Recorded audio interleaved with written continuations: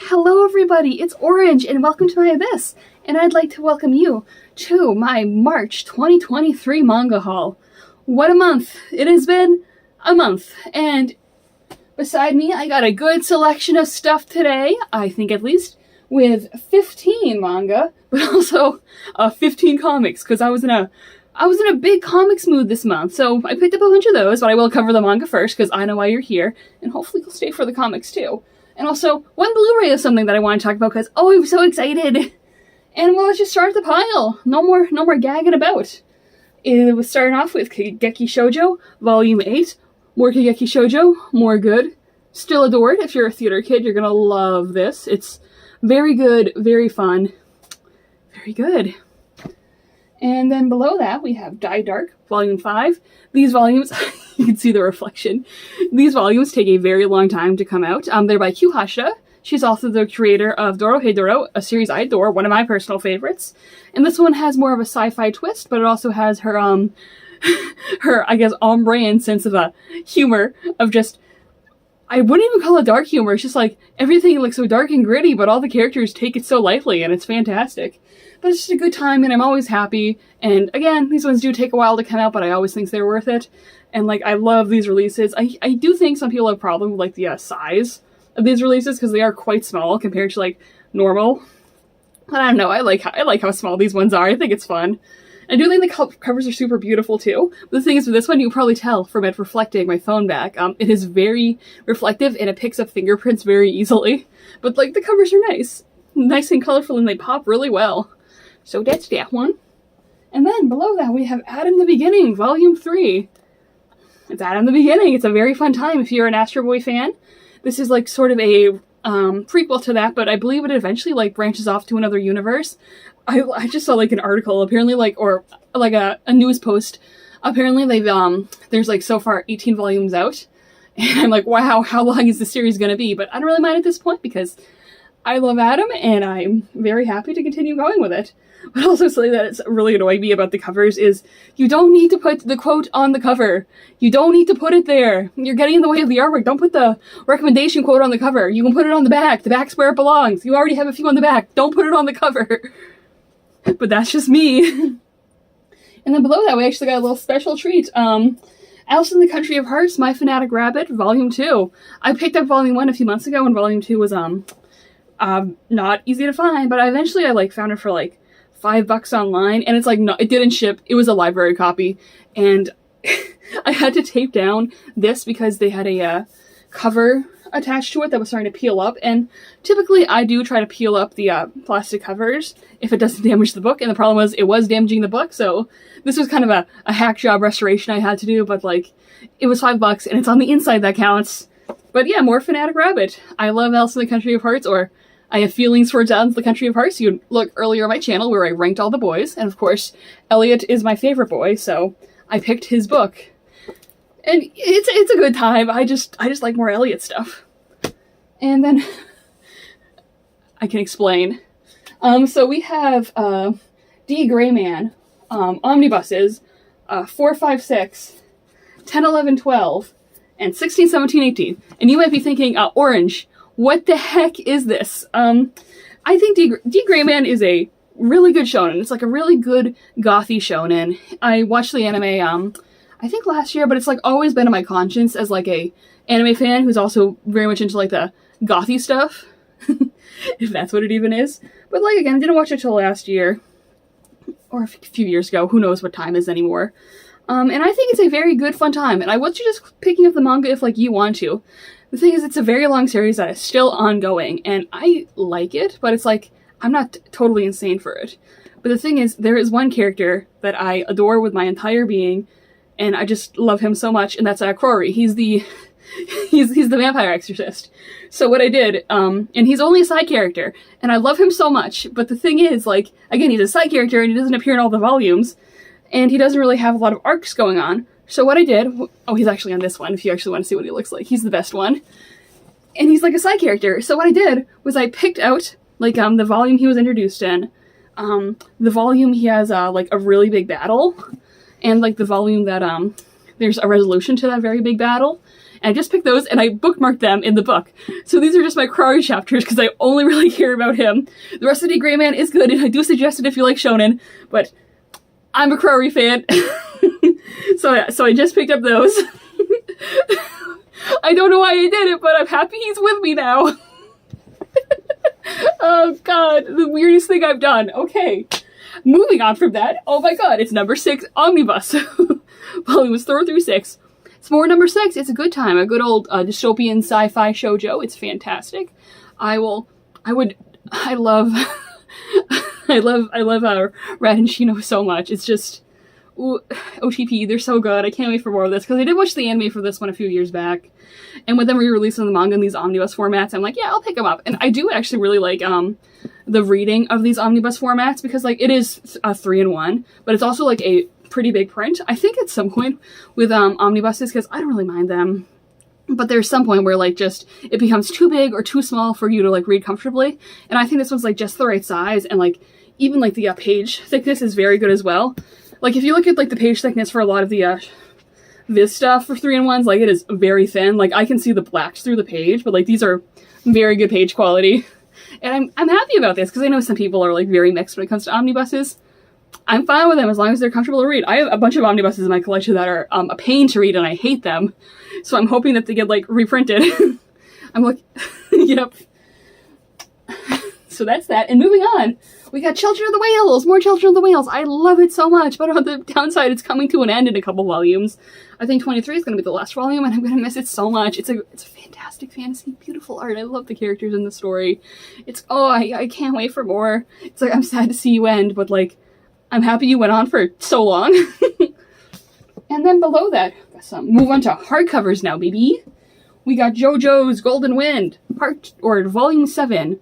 More JoJo's, more good. What can I say? I love JoJo's. I'm like that. I'm a quirky anime fan. I like JoJo's Bizarre Adventure. I know that's weird, but more JoJo's, more good. Love it. This one's coming to an end too. 2 more volumes. It's gonna be 9 volumes, and they're moving on to Stone Ocean. We're slowly catching up. Slowly but surely, we're catching up. Because I think is it part 10? No. How many JoJo's are there? No, what's going on in my brain? Yeah, I think part 10 it was. It recently started. No. The new part of JoJo has recently started up. Wow, I actually haven't started reading it yet at this point. I want to know if like I want to wait until like it actually gets released in these, but also like for all the websites I'm on, every time a new chapter comes out, which there are just only a few at this point, I get spoiled. Uh-oh. Whoops. So who knows, I might start reading that one before it gets physical releases, because it will be, again, a while. And next we have, it's that time of the year, it's time for another Junji Ito story collection with Tombs. I really like this collection. I thought it had a fantastic selection of stories, and I love the cover for this one too. Like the spine is a very interesting, like, it's a very interesting shade of green, but I don't know, I like how poppy it is. And I also love the artwork they picked for that one too. But like, I love how the cover looks, it's so pretty. But yep, more Junji Ito. I will say that Junji Ito's releases from later this year, I'm more excited for, because they're going to be releasing Mimi's Tales of Terror and Soichi, which are like, Mimi's Tales of Terror is like my favorite like ongoing series from him, and Soichi is my favorite Junji Ito character. I think he's a very weird fun boy, an awful terrible boy who I love. I actually have a Soichi acrylic standee over there. I'm not getting him for you. And then below that we have Soul Eater, the Perfect Edition, Volume 10. More Soul Eater, more good time. A very good looking cover on this one. It's just more good. I love me some Soul Eater. What can you say? Fantastic print quality too. I love the more like magazine feel of these pages. And then we have Berserk Deluxe Edition, Volumes 3. Oh god, we're going down here. 4. And 5. And you know, it's more Berserk, more good time. You don't need another manga tuber to tell you that Berserk is good. Oh, I'm matching with my shirt. Wow. But it's more Berserk, more good time. I am loving like these big releases even more. They're just so much more juice here to like reread. Like when they're bigger, I'm getting the hype, guys. I'm sorry, I'm getting the hype behind the deluxe editions. Like before I started collecting these, I was like, oh, the deluxe editions seem like they're very pricey for like no reason, but there is a reason. They look so good in like these big formats, and look like so good on a shelf too. And I do believe 13 volumes of this are out so far, in the deluxe editions. And that's probably going to be it for a while for Berserk, because, again, the author of Berserk, Kentaro Miura, passed away, was it last year or a few years? He passed away recently. And that was pretty much all they had collected so far. So I don't know what they're going to do, because there is another mangaka, I believe, taking up the mantle, and I do think a few other chapters have been posted with this new mangaka. But I have not read those yet, because I'm not really spoiling myself on Berserk, aside from the stuff that I already know. But but I like the deluxe editions, and I love Berserk. Unpopular opinion, I know. And then, I'm going to talk about a Blu-ray I got, and then we're moving on to the comics. So run. The Blu-ray I got was Treasure Island. And you might be thinking, hey, yo, Orange, what the heck? If you don't know, this is one of my favorite anime of all time. And I do not know because I first watched Treasure Island, or Takarajima, when suffering from the worst bout of pneumonia I've ever had. I watched it, like, in the middle of the night with a bad case of pneumonia, and it made me feel things, and I still have those feelings to this day. So Takarajima is one of my favorite, like, anime of all time, and it's just Treasure Island. If you don't know, I am a Treasure Island fiend. I have seen every single animated adaptation of Treasure Island. It is not healthy, but it is very good for me. It is very good for me, and I love this series. It's fantastic. If you don't know, it's directed by Osamu Dezaki, and he's not really much well known in the West, but he's done so much work in, like, the anime, like, scene in general, and I, like, can't even explain to you, like, how important, like, this man's directing style was when it came to making anime what anime is. I guess fans might know he was the director of the anime adaptation of The Rose of Versailles, so if you know the anime for that one, he did that one. But the thing is, a lot of his works are not officially available in the West. I think the only few that are The Legend of Moby Dick, which is the weirdest anime I've seen in my entire life, and that's saying something. And a 1 hour and 30 minute retelling of this show, of this 26 episode show. It's weird because that movie is dubbed too. I do wish that this was released with a dub, because it is only subbed, and they dub the 1 hour 30 minute movie. Bring back those voice actors, and I don't know how voice acting works, guys. I'm sorry, I don't know how much they're paid for, but I love when Blu-rays come with a dub, because, like, it's easier to consume it that way, I think. But either way, I'm so happy, and hopefully with this in my collection, it will inspire them to bring over more Osamu Daisuke stuff, and for just, like, maybe more attention to be brought towards my favorite anime. It's just Treasure Island, guys. It's just Treasure Island. I've seen whack adaptations of Treasure Island in my times, man. It is wild. And then we are moving on to the comics. I love Western comics just as much as I love manga, and I like spreading the love for Western comics too, because I think there's just, like, a lot of Western comics that, like, manga fans would adore, but, like, they never really give the chance. And I'd happily be that bridge to you. Starting off with The Moth Keeper. I think that this is a new release. This one is, it's so beautiful. The artwork is very pretty. I love the fantasy world, like, crafted in this one. It's just a wonderful, fantastic nine. Kay O'Neill, the author of this, I believe they were also behind Princess Ever After and the T-Dragon series. So those are other things you might want to pick up too. Beautiful art constantly. I really do suggest, like, the T-Dragon series if, like, you adore just the most pretty art you've ever seen in your entire life. But this is a good time, and I love it, and it's just a short 1 volume. And also, I do have a problem with a lot of, like, 1 volume comics where I feel like it could have gone on for longer. But for that one, I feel like the 1 volume is good for it. And then we have Hooky volumes 1 and 2, and this is going to be a 3-volume series, and if you can't tell from that logo, it was a Webtoon original. I use the Webtoon app, and I actually read this when it was publishing on Webtoon, and I adored it. I know Webtoon is doing a lot of, like, physical publishing now of the, its series. Like, a lot of, like, webcomics are getting physical publishing now, and, like, I don't know how easy it is to tell for people who, like, have not read the series or, like, do not have the information of how, like, Webtoon is formatted. But for me, it's like, I can very obviously tell that this was all originally in a vertical format, and it does kind of, like, get on my brain a little. Because it is, like, a lot of information packed into every page, like, trying to make up for the fact that it's vertical. But, like, the story is still very good.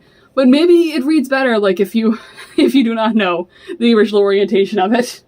And even then, they do, a lot of other Webtoon stuff is getting published. Space Boy, I know Lore Olympus is very popular. Was Heartstopper on Webtoon? I do not know, I'd never read that one.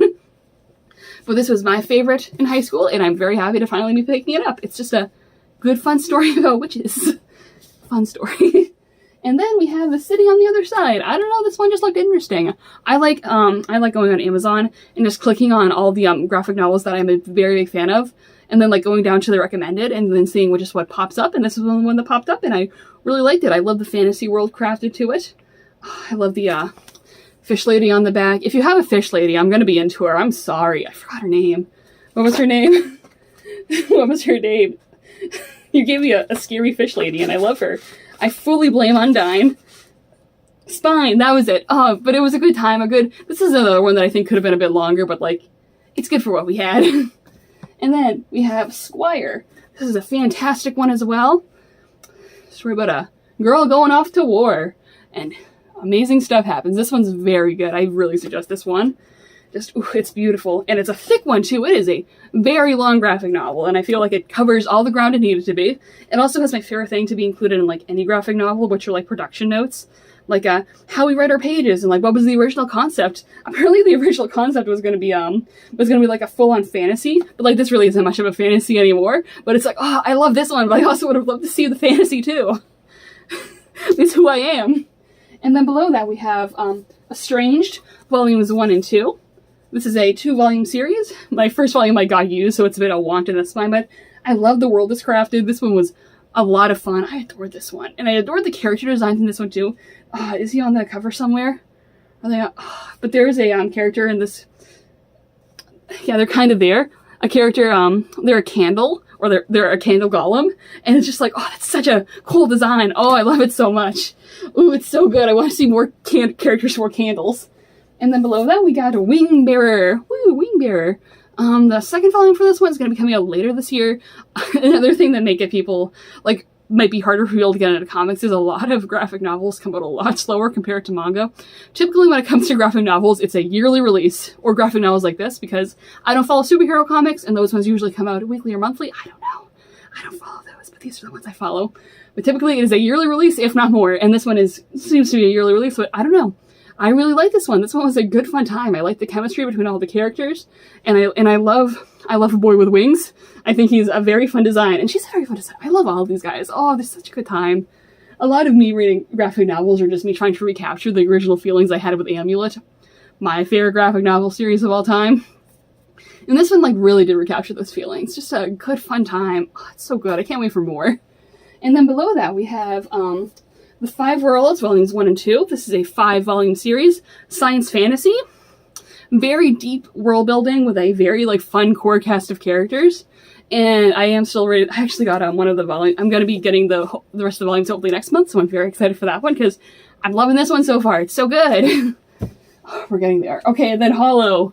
We have Hollow. This is a modern Legend of Sleepy Hollow adjacent thing. Our main character, she's like the granddaughter of Ichabod Crane, and like all the other characters like Elizabeth and Bones, and I don't know, my culture, we love Sleepy Hollow, and this was a very fun retelling. K2. Two lesbians and a himbo solve a mystery. And it's very good. But I will say, the cover of this is absolutely stunning and beautiful with immaculate shading. And on the inside, I think the artwork is beautiful as well, but it's not as detailed. I'm always afraid to get copywritten, but it's let's see if I can find a non really swirly page. But the artwork on the inside is super pretty too. But it's just the shading on this outside cover is so pretty as well. I wish that we had more of it on the inside. But either way, it's fantastic, and I do really suggest this one if you like solving mysteries and Sleepy Hollow. It's just a good time. I had so much fun with this one. And then time for me to expose another one of my weird fandoms. Oops, it's The Wizard of Oz. It's the comic adaptations of the original series, all done by DC. Look, Marvel. I finally have a Marvel logo on my shelf. So these are the retellings of the first six Wizard of Oz books. If you don't know, The Wizard of Oz is a series that went on for a long time. People often associate it just with the movie, but it is a series of books that went on for a very long time. Technically, there are 14 in the Wizard of Oz series, but initially it was only going to be 6 books. Then people kept on sending notes to L. Frank Baum to continue it, and he was like, okay, I'll continue it. And it went on, but this is just the first, the intended series. And I love The Wizard of Oz. I love the movie, but just like there's so many more characters and just like important moments and just like very important things that like happen. Possible trans, or yes, I will say a trans character. Gay. But very like important book. I love The Wizard of Oz, guys. It's one of the things I am very much into. And this is like a beat for beat like retelling of like all those books. I will say that it does take away a lot of the inner narration that the characters did have. And a lot of the inner narration the characters did have was very funny. So I do suggest like at least like listening to audiobooks of the original stories because they are hilarious.